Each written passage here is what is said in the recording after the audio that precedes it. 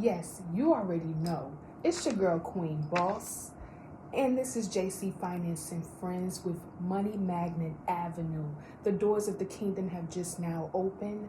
And today we have such a great episode for you today. So stay tuned.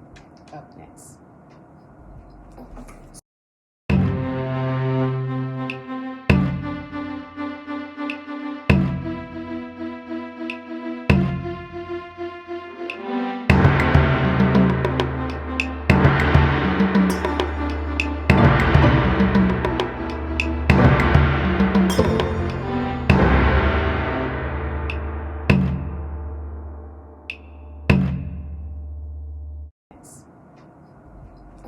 So, in our previous episode, we spoke about refunds. We spoke about getting refunds when you buy something and you get a return back through a refund because you didn't like the item or whatever your reason is.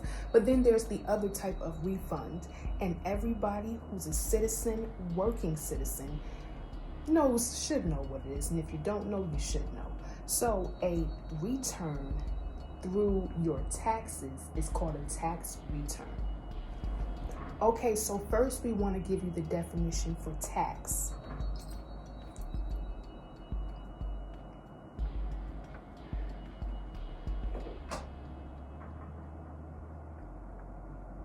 So basically, it's a compulsory contribution to the state revenue. So basically, they take taxes out of basically everything we buy and everything we do.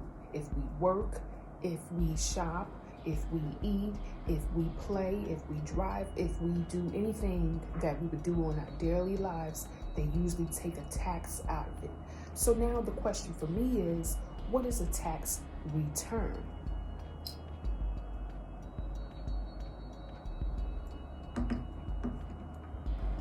And basically, a tax return is a form of which a taxpayer makes an annual statement of income and personal circumstances used by the tax authorities to assess liability for tax.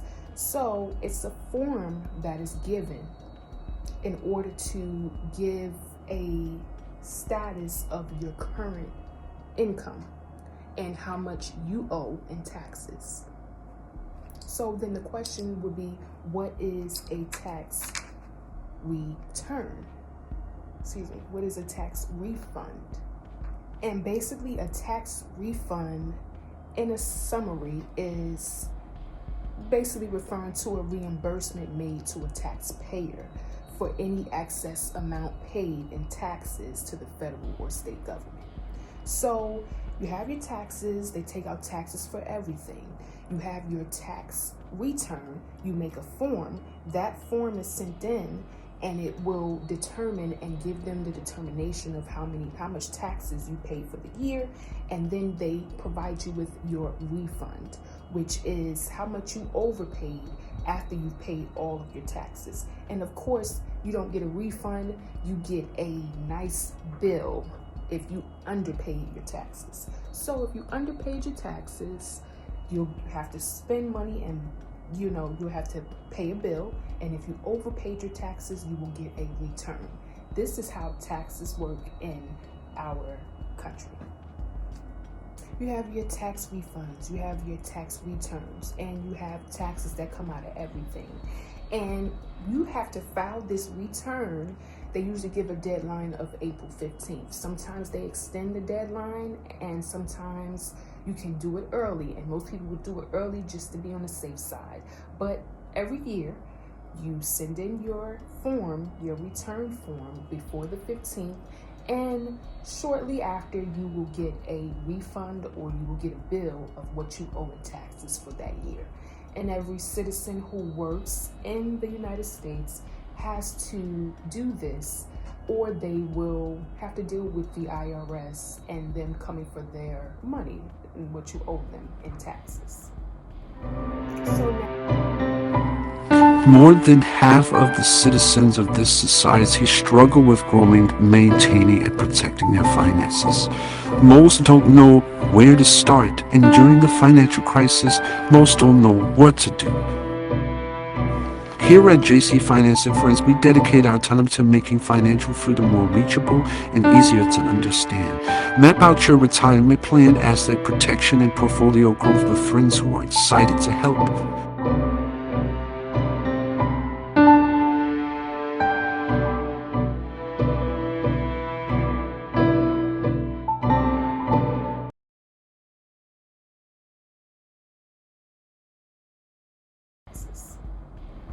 So now we have our faithful supporters, our faithful followers. They sent in their comments and their requests, and they have a question for me, for Queen Boss. They have a question for Queen Boss, and the question is, who gets the biggest return? They want to know. So we haven't went into detail yet, but there are 3 main ways to bring income into the household. You have your business owner. You have your self-employed. That's kind of one category. You have your W-2 holder or employee, and then you have your investor. If you split those up into 3, with the W-2 holder being an employee, the self-employed and business owner owning a business, corporation, S corp, however you want to establish the tax class, and lastly, the investors who invest in big or small investments. In my opinion, it depends not on those 3 categories, but on how much taxes did you pay, how much money did you put in, how many purchases or investments or money did you bring in. So for example, if a W-2 holder works all year and makes, let's say, $30,000 to $40,000 a year, compared to an investor who only made one investment, and let's say it was only about $5,000 for that calendar year, who do you think will get the best return? Who do you think will get the highest and the most return? The person who worked the most, the person who put in the most time, the person who paid the most taxes. So you have a business owner who only put in about $5,000 for the year, compared to an investor who put in about $15,000 for that year. Who do you think will get the best return?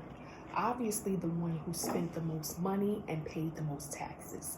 So the question from the follower and the supporter was, who will get the biggest return?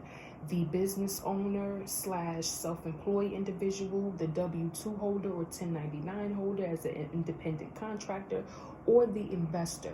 And the question is being answered by letting you know it depends on how much money you put in and how much taxes you paid. So really, all 3 are ways to bring income into the household, and all ways are effective depending on your particular situation and what you want to do. But we always push people towards entrepreneurship. We always push people towards investing, and we always push people towards making your money work for you instead of you work for your money. So there's nothing wrong with a W-2 holder. There's nothing wrong with a self-employed individual, but they don't necessarily make your money work for you if we're comparing it to investors and business owners.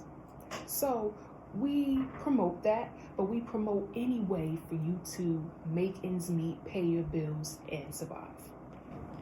Okay, so of course I had to go and find a Forbes article that we can refer to so that we can grow from, the experts. So this article from Forbes speaks on the New Year tax season and any new things that may occur, and of course post-pandemic and everything of that nature. So tax season opened up this January with fewer pandemic restrictions in place and more tax authorities back to work, including new hired at the IRS. Many are hopeful, and that means that tax season will be a little less stressful than the prior years.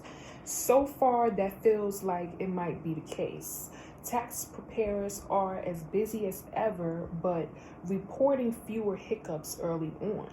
And while the official tax filing season statistics Hey guys, I want to show you today how you can shop or sell in the DC Team 1 mall.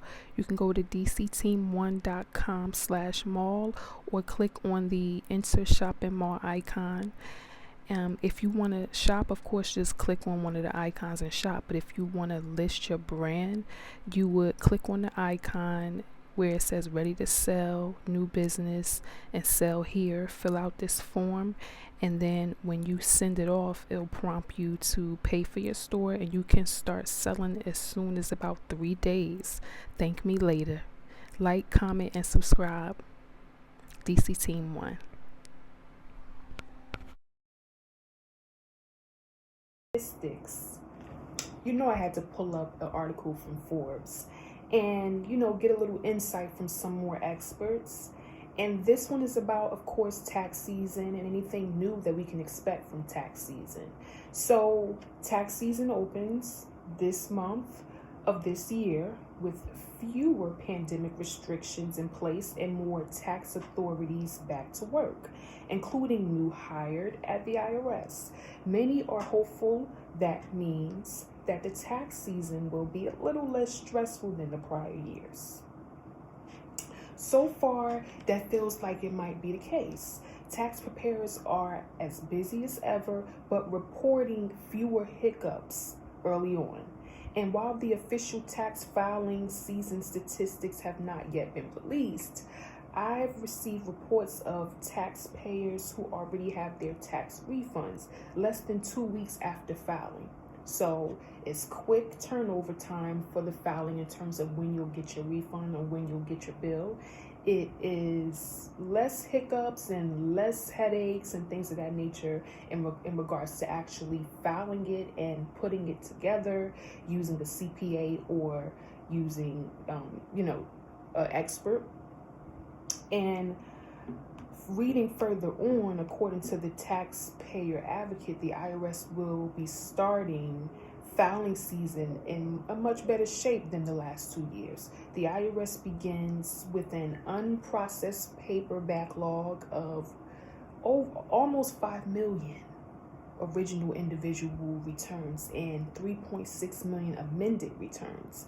The IRS reported that as of December 30th of about 2 years ago, it still has millions of unprocessed individual returns received. And this is including the prior tax years and this year, and late filed prior year returns. Of these millions of returns required, corrections and special handlings and returns waiting to be reviewed and processed, that might not be as much of a hassle, but of course the year is the hassle overall, even at its most easiest, and even the easiest one is still a hassle. So as a taxpayer, hope those patterns hold. Here what you need to know about the taxes. The most recent information from the IRS confirms that they still expect to issue more than 9 out of 10 of the returns in less than 21 days. So they're working and they're pushing out those returns because we only have a few months before tax season is up and everybody wants to capitalize on it. So thank you for the article on the updates of 2025's returns and all of the prior years, and how it should be a little bit easier this year to file. It should be a little bit easier to get your return with a quicker response. As anybody who did their returns in the prior years, it took a long time for the refunds to come in. It took a long time for the refunds it took a long time for refunds to come in, for them to even check it, for them to even give you a return.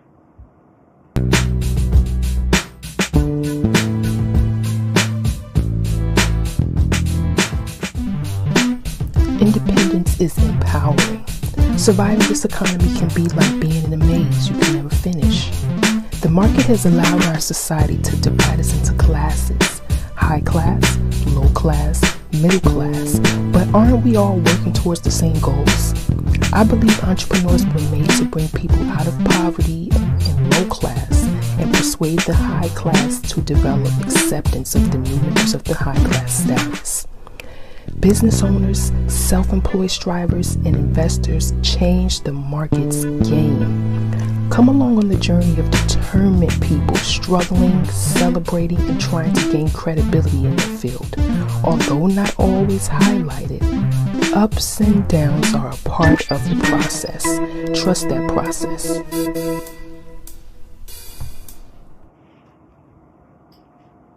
So, what I would consider is, how can we capitalize at our best?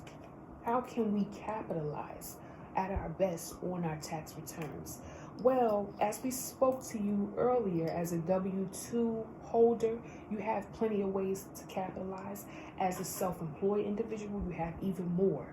As a business owner, you have even more. And as an investor, you have the most.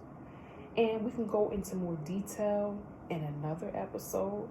But for right now, I just want to let everybody know, definitely take on one of those roles, with investor being the first and best choice for capitalism purposes, business owners and self-employed being the second choice, and a W-2 holder and 1099 holder being the third choice.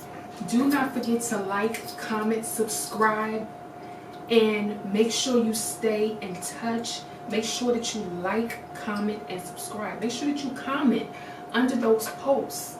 And make sure you comment under this video so we can hear what questions that you have, and we can actually be able to help you with those questions. You can follow us at www.dcteam1.com. You can find us at DCTeam1 or JC Finance and Friends on all of our social medias: Instagram, TikTok, Twitter, and YouTube. Thank you so much for your time today. We have so much more in store for you for the new episodes. Thank you for spending this time to talk about taxes with us. In our next episodes, we'll talk about career earnings and tax laws. Stay tuned. This is Queen Boss with JC Finance and Friends. You are on Money Magnet Avenue as the doors of the kingdom have just now opened.